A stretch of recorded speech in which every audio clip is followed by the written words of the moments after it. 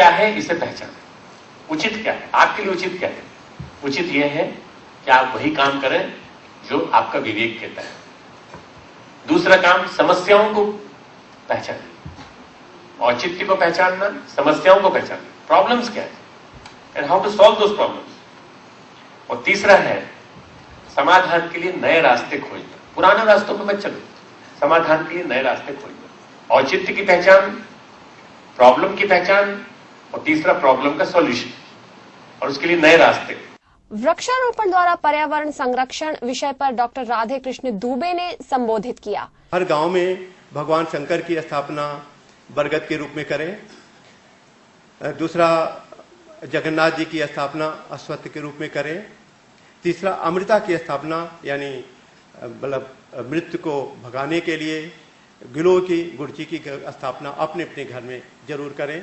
इन तीनों को अपने अपने युवा साथी अगर आंदोलन के रूप में चला दें तो बहुत बड़ा लाभ होगा। इसके अलावा संगठन का स्वरूप एवं रीति नीति के बारे में आदरणीय कालीचरण शर्मा जी ने विस्तार से समझाया। 3 चीजें बढ़ाई है अपनी: योग्यता, अनुभव और कौशल।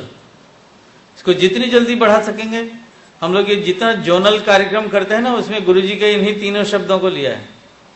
कार्यकर्ता को प्रशिक्षित करो, उसका कौशल बढ़ाओ, उसकी योग्यता बढ़ाओ, तब वो अंकुश रख सकेगा अपने ऊपर भी और दूसरों के ऊपर भी। उत्कल विश्वविद्यालय के उपकुलाधिपति प्रोफेसर विनायक रथ कार्यक्रम में विशेष अतिथि के रूप में उपस्थित रहे। दक्षिण भारत के घर घर में वेद भगवान की स्थापना का एक सफल शुभारंभ हुआ। कॉटन सिटी तिरुपुर तमिलनाडु में वेद एवं उपनिषद के 108 सेटों की स्थापना हुई। यह स्थापना 36 कुंडीय गायत्री महायज्ञ के अवसर पर हुई।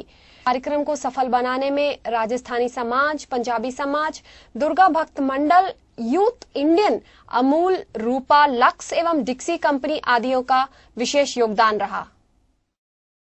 पतंजलि योगपीठ के द्वितीय चरण के 3 दिवसीय उद्घाटन समारोह में अध्यक्षता करते हुए श्रद्धेय डॉक्टर प्रणव पांड्या जी ने कहा कि एक युवा भारत पूरी दुनिया को दिशा देने के लिए तैयार हो रहा है।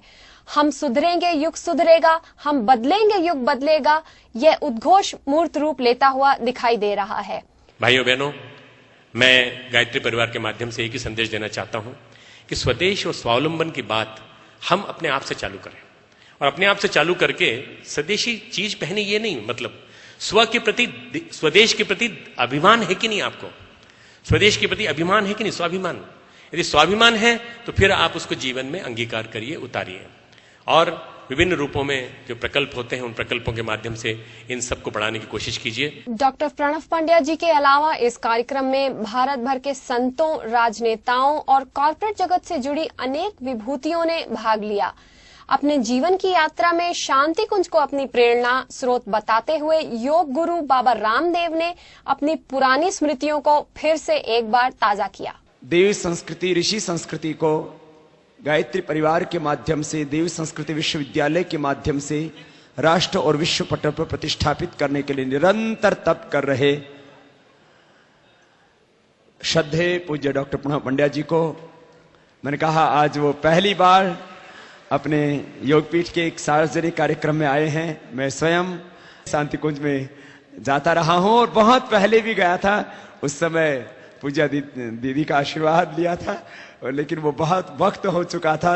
जब मैं उनसे मिला तो मैंने उनसे कहा कि मैं इस कमरे में आपसे पहले मिल चुका हूं और अब हम साथ साथ आगे बढ़े हैं इस युग जागरण के, राष्ट्र जागरण के इस काम में।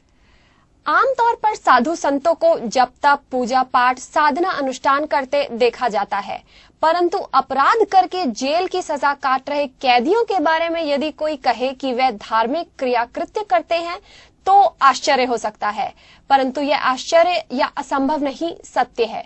गायत्री परिवार के नेतृत्व में केंद्रीय कारागार जयपुर राजस्थान में 350 कैदियों ने नवरात्रि के अवसर पर नवदुर्गा एवं गायत्री साधना अनुष्ठान किया।